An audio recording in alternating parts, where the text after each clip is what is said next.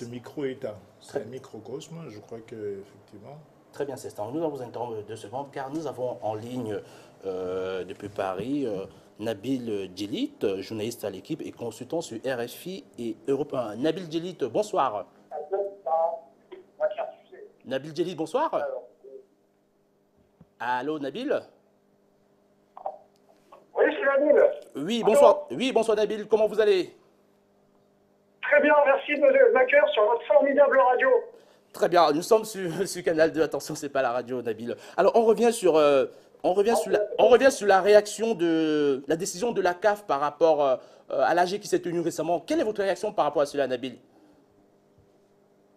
Quelle est ma réaction? C'est-à-dire que c'est une surprise. On pensait que l'Algérie allait être élue pour organiser la prochaine Coupe d'Afrique des Nations pour une question d'alternance, puisque la dernière Coupe d'Afrique des Nations a eu lieu en Guinée équatoriale et les trois suivantes ont eu lieu en Afrique centrale, Cameroun, Côte d'Ivoire et Guinée, qui est le golfe de Guinée. Donc je pense qu'il y a eu... après, on peut dire qu'on peut se poser des questions sur ce choix autour du Gabon. On connaît l'amitié qui lie le président Ayatou au président Bongo. Je pense que le Gabon a bien joué sur cet aspect-là et a été bon dans le travail de lobbying. La candidature algérienne était sûrement la plus sérieuse et la meilleure d'un point de vue infrastructurel. Mais il y a eu des ratés du côté algérien, notamment cette affaire évoquée avec ce joueur camerounais qui a malheureusement subi les foudres de l'hooliganisme en Algérie, qui est mort en Kabylie, vraiment quelque chose d'extrêmement triste. À mon avis, c'est ce qui a le plus desservi la candidature algérienne, mais je dois vous avouer que je me pose des questions. Gabon, Cameroun, Guinée, Côte d'Ivoire, le monde arabe, il est où là-dedans? Et les pays anglophones, ils sont où là-dedans? Donc ça peut creuser. Je pense que ça peut envoyer un mauvais signal aux autres parties du continent africain. Mais justement, Nabil Djelit, je vais interpeller Pierre-Alain Mougengui, le président de la Fédération gabonaise, sur le site justement de la FEGAFOOT, qui a répondu à votre préoccupation en disant: en 30 éditions avec seulement 3 phases finales organisées, la zone centre occupe la queue du classement par rapport à la zone nord de l'un des concurrents qu'il a organisé à 10 reprises. Alors, vous comprenez donc que par rapport à M. Mougengui, le président actuel de la FEGAFOOT, il est tout de même justifie pleinement le choix de la CAF.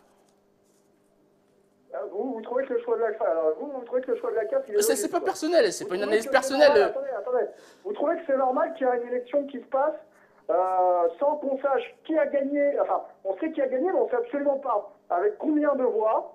Il n'y a pas eu de deuxième tour. On est arrivé, on a demandé aux caméras de sortir, et on a sorti d'une enveloppe le nom du Gabon sans qu'on sache s'il y a eu un premier tour, quels étaient les finalistes et avec combien de voix. Est-ce que le président de la Fédération gabonaise a répondu à cette question? Sans doute pas, puisque c'était un entretien bien avant cette Assemblée Générale. On va évoluer sur ouais, mais bon, voilà quoi, je veux dire. Alors lui, c'est normal, il est content, ça les arrange, le climat social est difficile au Gabon en ce moment. Vous savez très bien, et mieux que moi, que le football, c'est l'opium du peuple. Donc voilà, c'est dans leur intérêt, mais je comprends. Le problème, c'est pas tellement que le Gabon l'organise. Le Gabon, je pense qu'il est une nation importante en Afrique, sérieuse, capable d'organiser la Coupe d'Afrique des Nations, mais encore une fois, je pense, et moi je vous dis le ressenti des autres zones africaines, il y a l'impression qu'il n'y a absolument pas d'alternance et que la prochaine fois, la Coupe d'Afrique des Nations, donc vous avez qu'à l'organiser en Afrique centrale et entre pays d'Afrique centrale, et c'est réglé. Il faut prendre en compte quand même ces considérations. Imaginez que la Coupe du Monde ait tout le temps lieu en Europe. Oui, c'est... Qu'est-ce que diraient les gens d'Amérique du Sud ou d'Asie ou d'Amérique? D'accord. C'est exactement ce qui se passe. D'accord, Nabil. On est d'accord avec ce raisonnement, c'est le vôtre, bien sûr. On va évoluer toujours moi, par moi, rapport... pas contre. Attention, monsieur... Non, Nabil, il n'y a pas de souci. On va... absolument pas contre le Gabon. Non, on est bien d'accord, Nabil. On va juste évoluer. Du bon sens, quoi. On va juste évoluer par rapport à une interrogation autour du cas Ayatou. Effectivement, parce qu'il y a eu un autre fait qu'on ne souligne pas assez, c'est autour des candidats tels que Hanouna, Jacques Hanouna, autant pour moi.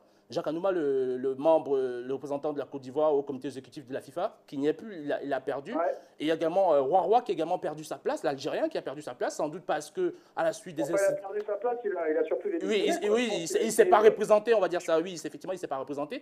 Mais on observe que dorénavant, au comité exécutif de la FIFA, il y aura Jacques Hanouna, le Tunisien Bouchamaoui, il y aura également Constant Omari Selemani, et la seule femme d'ailleurs comme membre du comité exécutif, Lydia Sekele. Et on observe, je ne sais pas si vous êtes d'accord avec moi, mais on observe que tous les lieutenants d'Ayatou sont maintenant membres du comité exécutif de la FIFA. Non, je vous entends pas bien, je suis absolument désolé. J'ai dit, on observe maintenant qu'avec tous ces nouveaux membres, on a ce sentiment que le comité exécutif de la FIFA est maintenant constitué, entre guillemets, les représentants de l'Afrique sont les lieutenants d'Ayatou. Ouais, je suis désolé, je vous entends pas. Qu'est-ce que vous voulez en fait que je vous dise là? Non, je ne sais pas si vous avez suivi l'analyse qui était faite autour de cela. On disait simplement que les nouveaux membres qui ont substitué, qui ont remplacé Anouma et Roi semblent être des personnes qui sont maintenant considérées comme des lieutenants d'Ayatou au sein du comité exécutif de la FIFA. Ça vous semble pas... Oui, oui, mais après, bon, vous savez mieux que moi, monsieur Giscard, que de toute façon c'est de la politique, c'est pas propre à la cave. C'est aussi vrai au niveau de la FIFA, de l'UEFA, ça s'appelle des jeux de coulisses, des rapports de force qui varient. Mais ce qui est sûr, c'est que M. Hayatou, voilà, je veux dire, il a apporté beaucoup à l'Afrique, c'est sûr, il y a eu des choses positives. Mais bon, c'est un peu dommage que voilà, il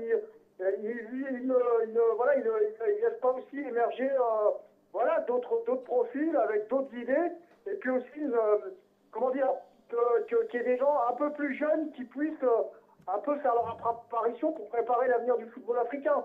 Maintenant, bon voilà, le pouvoir, bah, vous savez comme moi, c'est quelque chose qui est enivrant.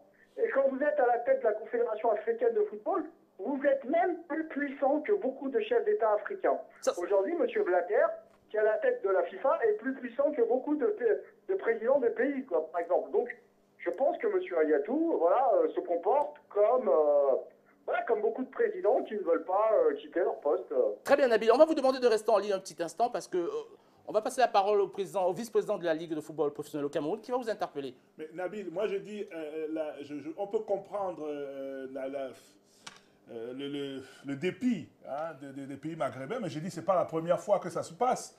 Les CAN 82 en Libye, 84 uniquement en Côte d'Ivoire, 86 en Égypte, 88 au Maroc, 90 en Algérie. Ça fait 4 CAN sur 5 qui se sont déroulés dans le Maghreb. Personne ne s'est plaint que le Maghreb avait tout pris. Je rappelle, 82 en Libye, 84 simplement en Côte d'Ivoire, 86 en Égypte, 88 au Maroc, 90 en Algérie. Donc, ça peut arriver à un moment donné. Et moi, je dis, il faut qu'on prenne ça sportivement. C'est l'Afrique qui en bénéficiera. La CAN reviendra en Algérie. Il faut avouer que les derniers incidents avec la mort du Camerounais et Bosset ont quand même montré une image de l'Algérie qui ne pouvait pas rassurer. Donc, à partir de là, c'est normal que l'Algérie soit d'une façon ou d'une autre sanctionnée pour revenir un peu plus tard. Ouais, mais je trouve... Alors, ouais, non, mais vous m'interpellez à juste titre. Mais ça veut pas dire que si c'est passé dans le passé, il faut le refaire aujourd'hui. Bon, alors ça, c'est déjà une première chose. Maintenant, effectivement, la mort de M. Ebossier, évidemment, c'est un drame humain, c'est quelque chose qui est horrible. C'est un joueur qui était très apprécié en Algérie. Les joueurs algériens l'ont très mal vécu, pour vous dire. Le public algérien l'a mal vécu. Maintenant, je vais vous poser la question suivante. Est-ce qu'on aurait annulé l'Euro aux Pays-Bas à cause des hooligans de Feyenoord? Il y a deux choses qu'il faut bien distinguer. Les clubs et les sélections nationales. L'Angleterre a organisé l'Euro 1996, pourtant il y avait des hooligans dans le pays. Donc il ne faut pas faire d'amalgame et de confusion entre un club avec des problèmes de sécurité et tout un pays qui, croyez-moi monsieur, est peut-être le pays le plus sûr, ou un des plus sûrs d'Afrique, et qui a l'armée et le système de sécurité le plus puissant d'Afrique. Autre élément à prendre en compte. L'Algérie, c'est quand même un pays qui a toujours eu une dimension panafricaine. Les Algériens le vivent très mal. Ils ont annulé la dette de beaucoup de pays africains récemment. Et pour eux, voilà, ils ont l'impression que, quelque part, ils ne font plus réellement partie de l'Afrique, mais ils sont plus, maintenant, quelque part, méditerranéens. Je trouve que c'est dommage. Voilà. Après, c'est pas contre le Gabon, c'est pas contre le Cameroun, c'est pas contre la Guinée, c'est pas contre la Côte d'Ivoire. C'est juste qu'il me paraît qu'un pays comme l'Algérie, qui est quand même un pays extrêmement puissant en Afrique, n'a eu la Coupe d'Afrique des Nations qu'une seule fois dans toute son histoire. Et ça, c'est absolument pas normal. Quand un pays comme le Ghana l'organise en 2008, le Gabon la co-organise en 2000, 12 et l'organise maintenant en 2017. Comment vous pouvez expliquer à un pays comme l'Algérie, qui a 40 millions d'habitants, qui a un matelas et une surface financière qui est des plus puissantes de l'Afrique, qu'il est relégué à une non-organisation de la CAN et qu'il est obligé d'attendre jusqu'en 2025. Très bien. Encore une fois, je pense, et je vous le dis très honnêtement, que c'est absolument contre-productif pour la cohésion et les rencontres culturelles au niveau panafricain. Très bien, Nabil Djelit. On vous remercie pour votre intervention. On rappelle que vous êtes journaliste. Non, mais je vais juste vous dire un mot. Oui, allez-y, Nabil. Je vous remercie. Et puis, je viendrai avec un grand plaisir à la Coupe d'Afrique des Nations au Cameroun. Bien sûr, c'est avec plaisir que les Camerounais vous recevront, avec plaisir, Nabil. On rappelle que vous êtes... Merci encore, Nabil. On rappelle que c'était Nabil... Au revoir, c'était Nabil Djelit,